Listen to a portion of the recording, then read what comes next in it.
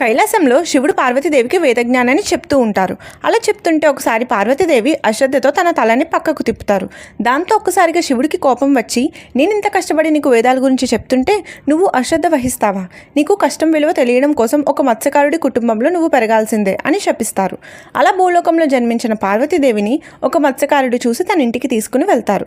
ఆ మత్స్యకారుడితో పాటు చేపలు పడుతూ తన జీవన శైలిని కొనసాగిస్తుంది పార్వతీదేవి. కానీ పార్వతీదేవి లేకపోవడం వల్ల శివుడు మాత్రం కైలాసంలో చాలా బాధపడుతూ ఉంటారు.